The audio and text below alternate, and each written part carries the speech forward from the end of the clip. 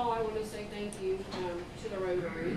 My dad was a lifelong member, and I actually received a scholarship to go to a Washington, D.C. citizenship program through 4-H when I was in high school, and Rotary sponsored me for my town, and it really meant a lot. It was a trip of a lifetime, and I know that you are very heavily committed to youth and our community, and I just wanted to say thank you for the donation and your contributions year-round.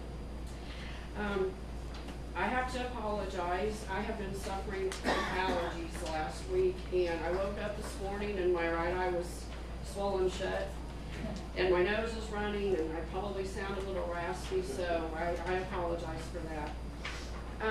Like Tom said, I've been doing 4-H for well over 20 years. I was a 4-H member myself. And I didn't plan on doing that originally. It just kind of happened, and I'm so happy that it did. I work in Camden, Miller, and Pulaski counties, and also at Fort Leonard Wood. That's the territory I kind of cover. We have around 1,000 4-H members in those 3 counties year-round, meaning that they are club members. They meet throughout the whole year working on projects and going to events and activities. We have a lot of other 4-H members that are not what we call club members, but they participate in a lot of 4-H programs as well. It is a national program and an international program, and we offer so many different opportunities across the board. Since it is the youth organization of the University of Missouri, we also offer a lot of collegiate scholarships to youth that are in 4-H and state leaders. So there's a lot of benefits to it as well. Just a little overview as far as what 4-H is doing today. A lot of people ask me, do you still do the cooking and the livestock and those kinds of things? Because that was kind of where our roots began, and yes, we do. But we also have many other projects that we work on. We do robotics, we do DNA analysis, GPS, we do all kinds of things. We offer over 60 projects in the state of Missouri. Our largest project in Missouri is shooting sports, and that teaches, we have different, I think 5 different disciplines: archery, pistol, rifle, I'm not for sure of the others. But at our state congress or conference for that, held in the fall when they have their big competition, there are over 800 kids involved in that across the state. So it's a large project. In Camden County, we have a large robotics program and a large equine science program. Those are kind of the top 2 projects in this area. So we have a lot going on, and I hope to even build the program larger in the next few years. And with your help with scholarships, getting kids into these 4-H activities and events, that's going to help me do that. One of the draws of 4-H camp is we open it up to any youth that wants to come. You don't have to be a 4-H member. And we hope that they have such a good time at camp that they want to join year-round. So we've gotten a lot of members and a lot of volunteers through that experience. Nationally, we have 3 focuses with our projects and with our educational events. One is healthy living, helping youth be healthy, not only physically but mentally. Being able to have healthy eating habits, but being able to make healthy decisions and choices. Another one is citizenship and leadership. We want youth to be integrated into the community. We don't want them to watch communities make decisions for them. We want them to help make those decisions and help do the work. And so we have a youth leadership class that's targeted at the middle school. If you guys have heard of Camden County Leadership or have been a part of that program, this is the same type of thing, but it's for younger people. And one of the things that we get to do is take the county bus tour with the adults, and the kids get to interview the adults about, why do you think leadership is important as an adult, and why are you involved in this and that kind of thing. So after the program, we hope that those kids go back into their schools, their churches, boards in the community and participate in those and help contribute. And then the last one is 4-H science. We all know as a nation that we're not producing the amount of science, technology, and engineering majors that we need to compete in the global world. And so we have a big push towards that. And we have a lot of programs that are in that area to help kids get those skills and to be happy about it and not want to be forced into taking science or learning that, but they want to do it. And so robotics is one of those programs that we have provided to help with that as well. Michelle, can you hitchhike on what happened last fall with the robotics business, where they had that competition? Which competition? We have. Well, the one that all those people came in. Oh, yes. With the robotics program, there's a national program called FIRST. And St. Louis is where they have the international competition, and they've had it the last 3 years. It moves around the country. But Camdenton is going again this spring. It'll be our 4th out of 5 years qualifying. But you have to qualify at a regional level to be able to participate in that competition. And regional is you have to go to a specific state in an area. Well, Camdenton has that program has they have integrated it so well with their school and what they're doing, and they've caught kind of the eye of the founder of FIRST, and they were able to host one of those regional competitions, which brought kids in from other parts of the state and surrounding states. Also brought local business to the lake because they have to stay somewhere while they're here. And they're going to be able to do it again this next year, and they're going to even be able to invite more teams in. Wasn't there like between 600 and 800 or 1,000 people? Yeah, well, there'll be more this year. That's hotel nights, food, you know. So her programs are absolutely affecting the local economy also. So, in this handout, I just have a little bit about the national program and the Missouri program, and then on the very back, it just lists the local Camden County information as far as community clubs and our after-school programs.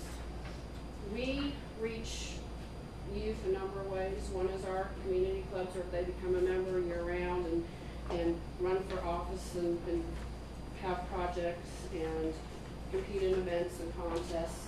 Another one is called School Enrichment, where we provide professional development and curriculum to teachers that then turn around and use that extra enrichment material in the classroom to expand on what they're teaching. And then another way is through after-school club programs where kids stay directly after school. We do 4-H projects with them, and then they go home, so it's not an extra meeting time for their families.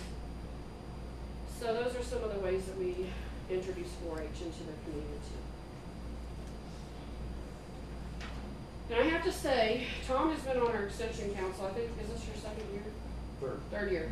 Well, the first year and a half, I didn't hear a peep from Tom. He was really, really quiet. And then he got voted president, and he's become this lion. And he has been the sheer force behind this fundraiser. He has done so much work, and I have to say thank you, because always in the past we would do fundraisers, but you know, it would get us enough money to help kids. But with Tom's leadership, we have money to send any kid to camp that wants to go.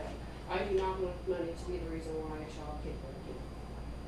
And so now it's really great for me to say, yes, I can help send a child to camp. I don't have to worry about, oh, do we have this money or do we not have this money? So I believe in camp so much and what it provides for our kids and the experience that they have, that I just want any kid that wants to go to be able to have a chance to go. The way we do camp is we have a residential camp where we bring in campers. They're 8 to 12 years old. We train older 4-H kids that are 13 to 18 to be their counselors. They run the programs, they teach the workshops, they live in the space with the kids. They are responsible. We have very high expectations for them, and they meet those expectations. So for me, camp is a two-part thing.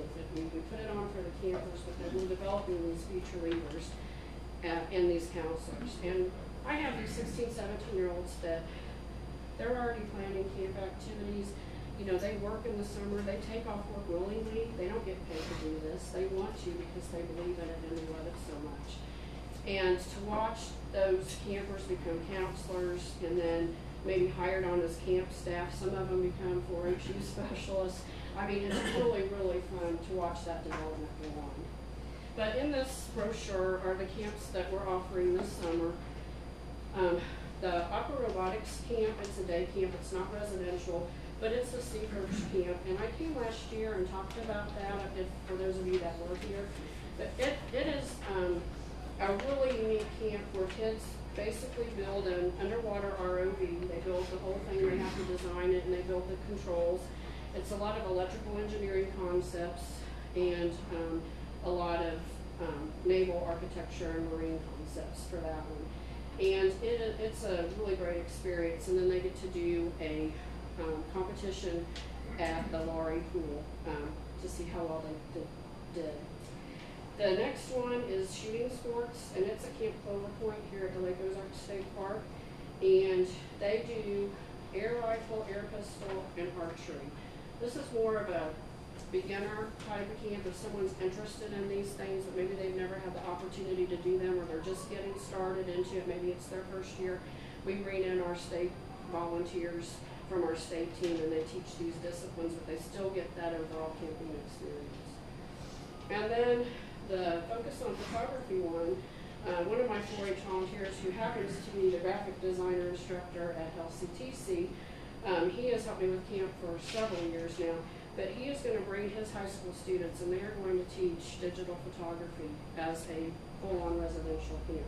That camp is already full, and the due date isn't until May. Well, I've got a waiting list for that camp, but he's bringing in all of the equipment and everything to do that. And so this is the first year that we've really offered this one, and so I'm really excited about that one.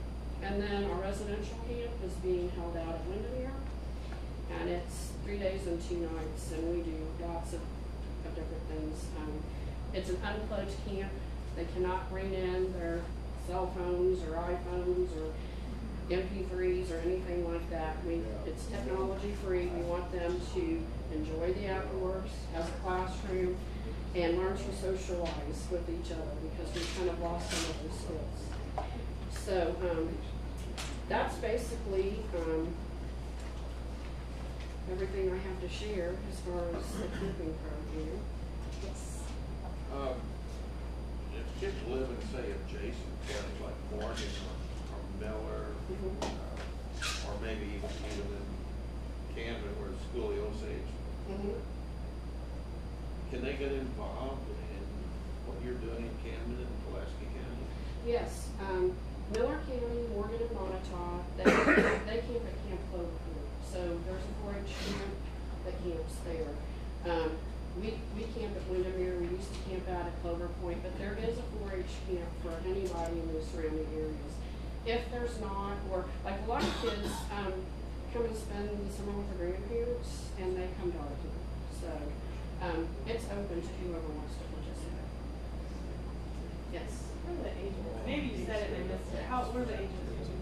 For the camps? Yes. Okay, 8 to 12 for campers, and then 13 on it